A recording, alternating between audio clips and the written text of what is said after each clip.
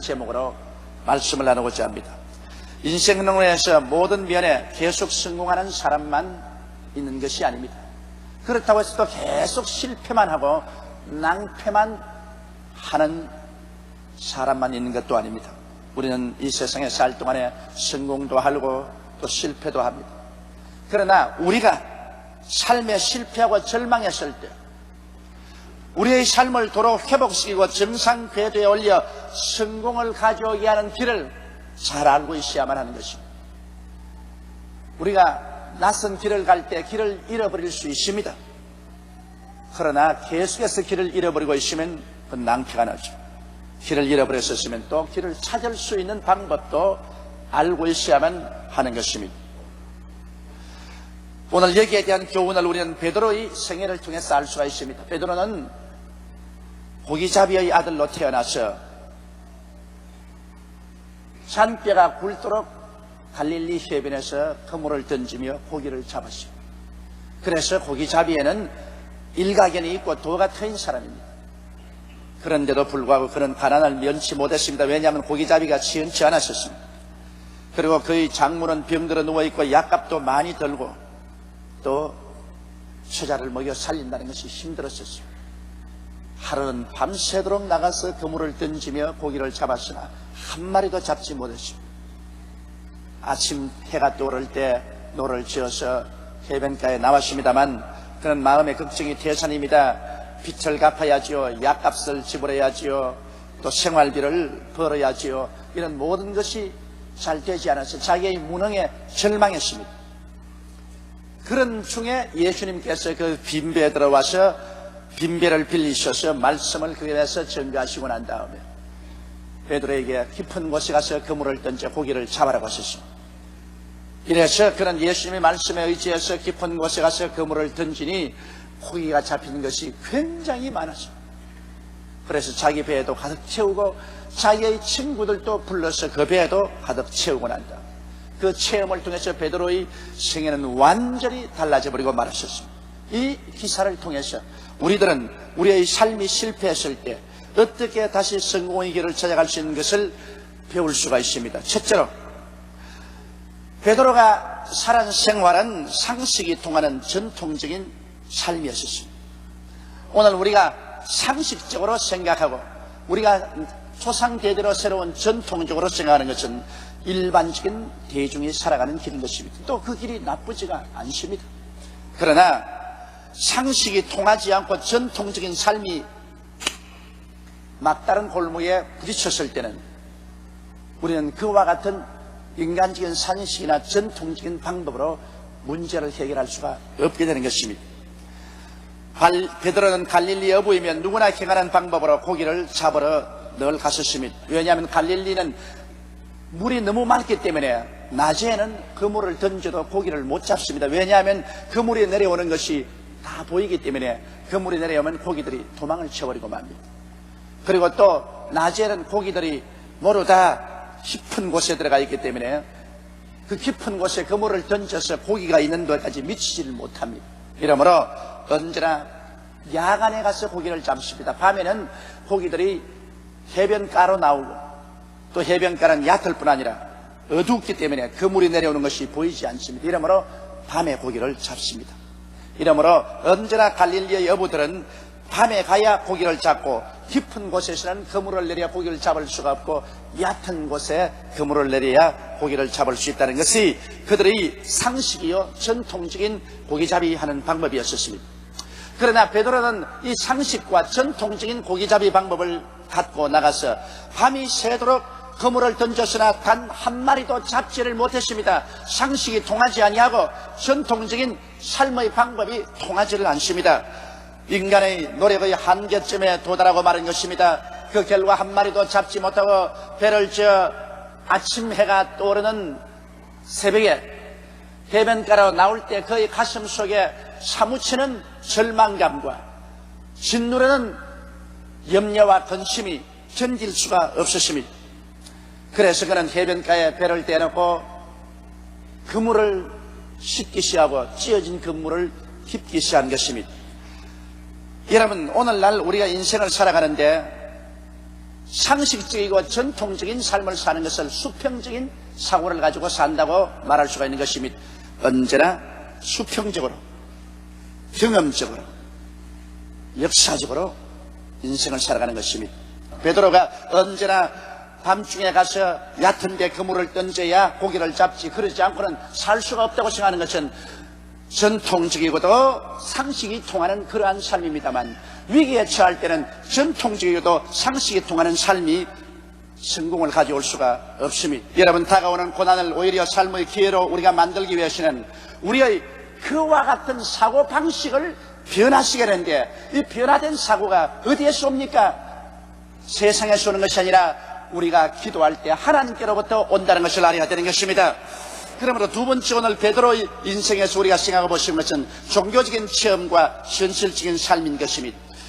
사람들은 생각하기를 종교와 현실이 무슨 상관이 있는가? 현실은 현실이고 종교는 종교고 두 개는 완전히 분리되어 있다고 생각하는데, 우리 예수님께서는 그렇게 생각하지 않으셨습니다. 베드로는 빈 배를 지어서 왔을 때 그 마음도 텅 비었었습니다. 그물은 이끼가 끼고 찢어졌습니다.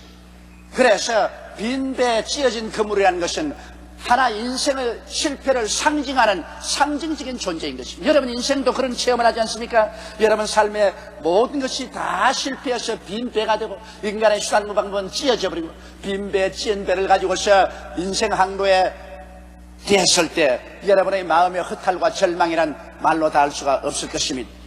그런데 이 배를 그대로 가지고 있었더라면 베드로는 실패하고 말았을 것입니다. 그러나 이 빈 배에 찢어진 그물을 가지고 절망에 처했는데 그곳에 예수님이 찾아왔다는 이것이 하나의 절대적인 변화를 가져올 수 있는 것입니다.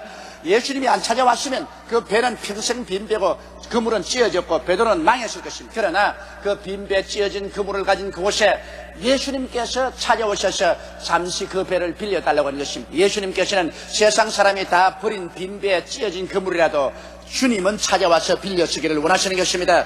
여러분 인생이 아무리 버림받은 인생이라도, 세상 사람은 다 버렸을지라도 예수님은 찾아와서 그 빈 배를 빌리기를 원하시고 그 찢어진 인생을 빌려서 타기를 원하시는 것입니다. 할렐루야. 그렇기 때문에 나는 낭패와 실망을 당한 인생이요, 나 같은 사람은 아무도 돌보지 않는다고 생각했더라도 예수님은 여러분 생애 속에 들어오기를 원하시고 계신 것입니다. 그래서 여러분 예수님께서는 베드로의 배를 빌렸었습니다. 대개 이 세상에 사는 사람들 중에 성공하고 있을 때는 예수님을 모실 여유가 없습니다. 성공을 해서 시간도 없고 인기도 있고 이럴 때는 정신없이 자기 중심으로 산다고 예수님이 와서 아무리 배를 빌려달래도 빌려주지도 않아요. 사람들은 성공하고 좋을 때 예수님을 모시고 살면 참 좋겠는데, 그때는 예수님 같은 거 생각지도 안 하고 예수님이 오시더라도 그런 채 많지 않습니다. 자기가 배가 빈 배가 되고 그물이 찢어지고 이제는 환영하는 사람도 없고 올 때 갈 때도 없고 외롭게 되었을 때, 그때 예수님께서 문을 두들기면 반갑게 예수님을 맞아들인 것이 인간의 현실인 것입니다. 그런데 예수님께서 그 배에 찾아오셔서 어떻게 했습니까? 예수님은 종교적인 행사를 하셨습니다.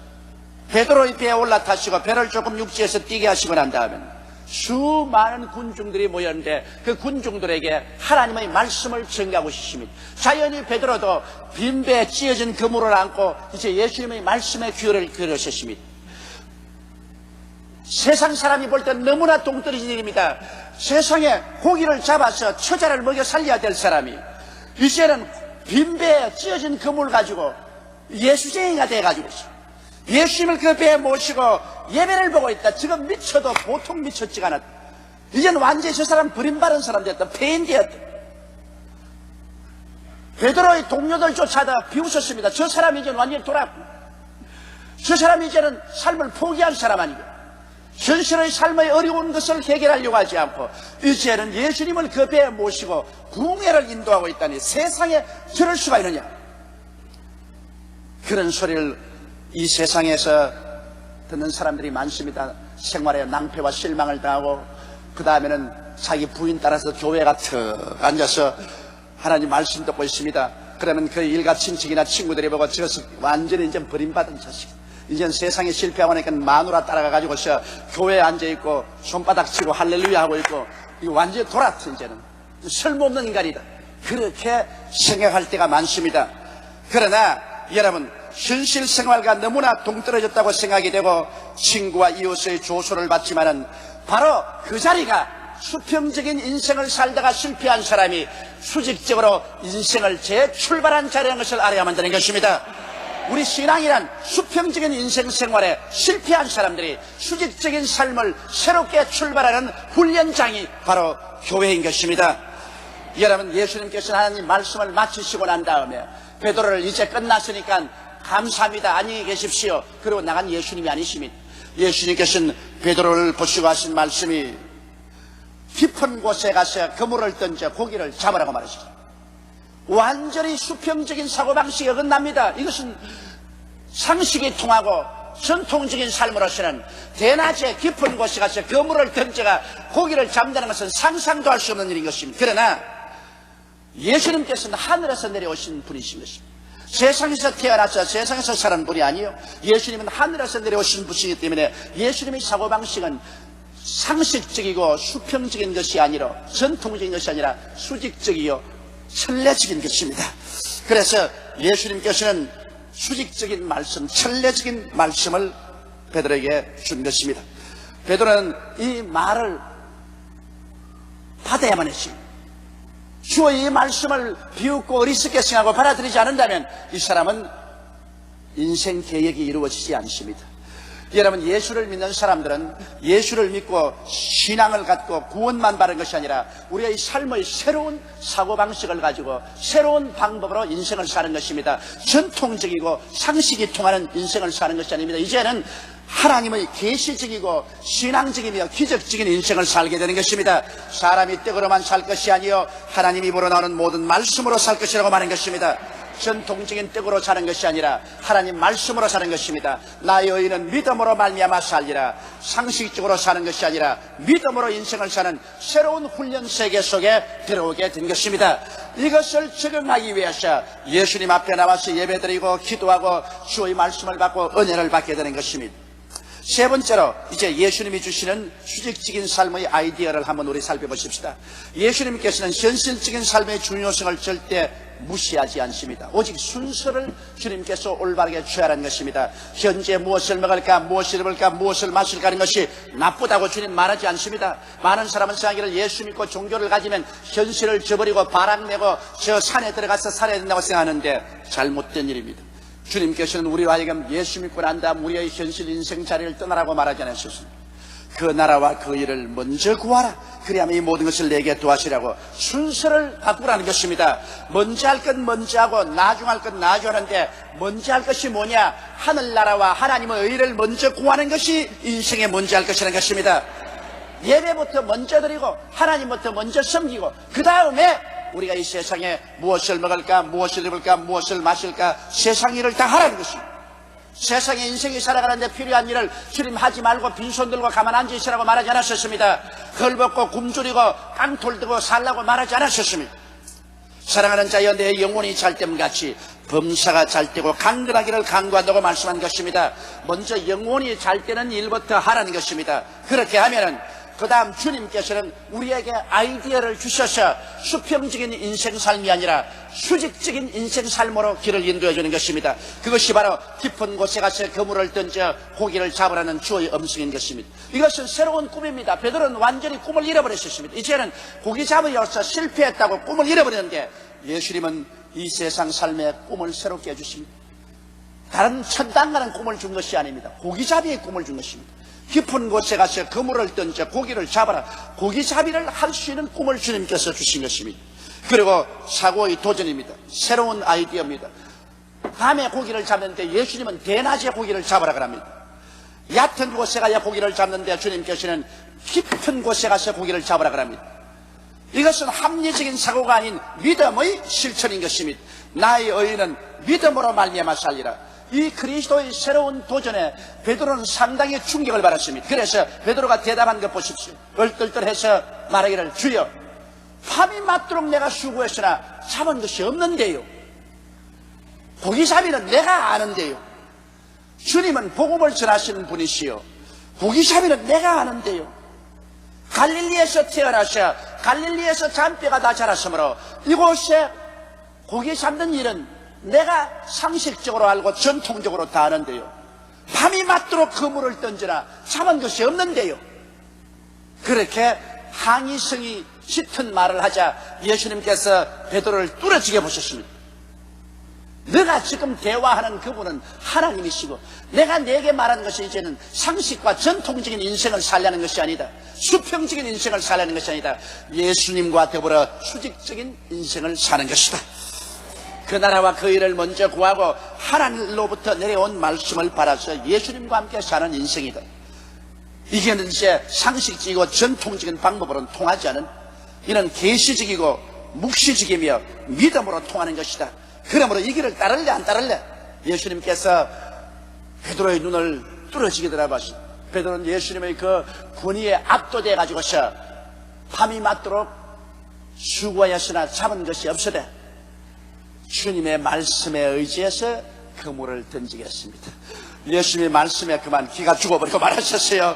예수님이 하도 음악이 말씀하니까 그만 자기의 상식도 전통도 포기해버리고 하나님의 묵시와 믿음을 가지고서 하나님의 아이디어를 가지고 한번 해보겠습니다.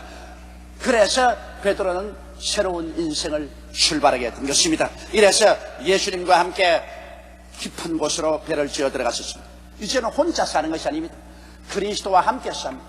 그리스도와 함께 먼저 하나님을 섬기고 난 다음에는 그때부터는 여러분 이 세상에 인간의 현실적인 삶에도 예수님과 함께 삽니다. 사람들은 교회당에 가서 예배 드릴 때만 예수님이 계시고 일터에는 예수님이 안 계신다고 생각하는데 대단한 오해입니다. 설교할 때만 베드로의 배를 빌린 예수님이 아니라 고기 잡으러 갈 때도 예수님이 함께 그 배를 타고 가신 것입니다. 예배당에 왔을 때만 여러분 몸속에 예수님이 거하시는 것이 아니라 장사할 때, 사업할 때 그때도 예수님이 여러분 몸속에 같이 계셔서 주님이 함께 해주신다는 것을 알아야 되는 것입니다. 예배당 생활과 현실적인 사회생활을 분리해서 생각하면 안 됩니다. 예배당에 같이 계신 예수님은 여러분 집에도 사업장에도 장사터에도 직장에도 함께 하셔서 우리 주님이 상식과 전통적인 방법이 아닌 기적적인 방법으로, 계시적인 방법으로, 새로운 아이디어로, 하나님의 능력으로 우리를 도와주시는 것입니다. 그렇기 때문에 나를 믿는 백성은 머리가 되고 꼴이 되지 아니하고 위에 있고 아래 내려가지 아니하고 남에게 구워줄지라도 구지 않겠다는 것은 인생을 살아가는 데 있어서 주님이 새로운 방향을 우리에게 제시해 주는 것입니다. 그래서 베드로가 가서 그물을 던지니 세상에 이런 일이 있을 수가 있습니까? 얼마나 많이 고기가 잡혔는지 그물이 찢어지게 된지라 그 고기를 주워 담는데, 예수님이 그 말씀 전가하던 그 어른이 베드로와 함께 그물을 땡기고 그 비리 나는 고기를 주워 담습니다. 예수님이 하나님 말씀만 전가하는데 사업장에 와서 그 비리 나는 고기를 같이 주워 담아요. 같이 자꾸 주워 담아요. 나중에 그 배가 가득 차며 이웃 사람의 배를 불러다가 그 배에도 가득히 채웠어. 그 배에도 고기를 채웠어.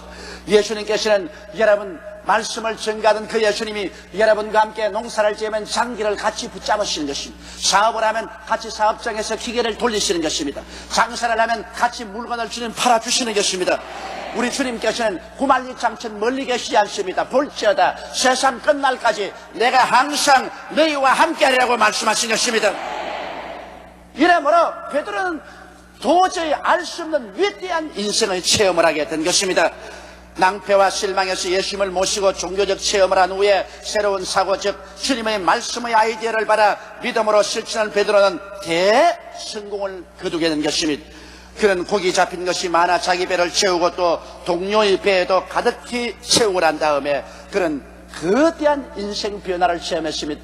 인생은 혼자서 사는 것만 삶이 아니구나. 예수님과 더불어 인생을 살 수 있고 그 안에서 풍성한 삶을 살 수 있겠구나는 새로운 인생에 부딪혀 그는 그 새로운 삶을 소화할 수 없을 정도로 깊은 충격을 받았습니다. 도적이 오는 것은 도적질하고 죽이고 멸망시키는 것뿐이요 인정한 것은 양으로 생명을 얻게 하되 그 풍성히 얻게 하려 한다라고 말씀하신 것입니다.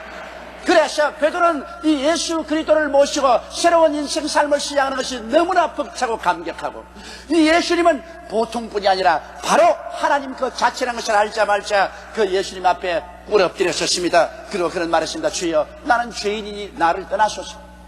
나는 도저히 감당할 수 없습니다. 이런 초한 죄인을 주님이 어떻게 사랑하셔서 나와 함께 고기까지 잡아주시나이까. 예수님께서는 베드로를 보고 말씀하셨다. 지금으로부터 너는 사람을 낚는 어부가 되리라.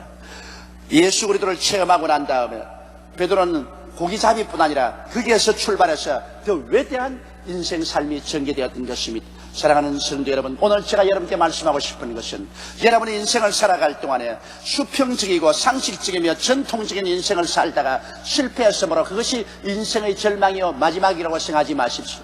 주님이 빈배 찢어진 그물을 가지고 하염없이 하늘을 쳐다보고 있는 여러분의 배에 반드시 찾아오시는 것입니다. 그 배를 빌려다오.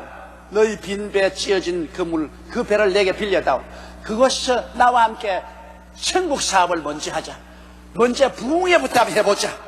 먼저 회개하고 예수부터 믿어보고 그리고 하늘나라가 이루어지도록 신앙생활 속에 먼저 한번 들어가보자. 그 고기잡이 배가 바로 예배당이 되게 한번 만들어보자. 그러고 난 다음에는 이제 내가 너와 함께 하여서 수직적인 사고방식을 통하여 새로운 창조적인 인생을 살게 줘. 상식이고 전통이 실패한 곳에 나와 함께 들어가서 하나님의 기적과 능력으로 위대한 성공을 가져오게 해주마. 이렇게 말씀하시는 것입니다. 바로 여러분 실패한 그 자리에서 위대한 성공의 꽃을 피울 수 있는 것은 예수님께서 우리와 같이 해주시기 때문인 것입니다. 다 같이 고개 숙여 기도드리겠습니다. 거룩하시고 영광스러우신 우리 하나님 아버지요, 사람들은 인간의 수단과 방법으로 이 세상의 상식과 전통을 가지고 살다가 실패하면 그로서 낭패하고 말지만 빈배 찢어진 그물, 절망적인 삶, 그 속에 예수님이 찾아오셔서 바로 그 자리에서 새로운 인생을 출발하게 만들옵니다. 세상적인 방법이 아니라 천국적인 방법으로 주님이 함께 하셔서 그 실패가 위대한 성공으로 변화되게 주님 만들어 주시옵니다. 하나님 아버지여, 그러므로 인생에 낭패하고 실망한 사람들이 좌절하지 말고 예수님을 모시고 주님의 아이디어를 받아서 믿음으로 인생을 재출발하여 기적을 산출하고 하나님의 영광을 나타내는 제2, 제3, 제4의 베드로가 계속해서 생겨나게 도와주시옵소서. 우리 주 예수님 이름으로 기도드리옵나이다. 아멘.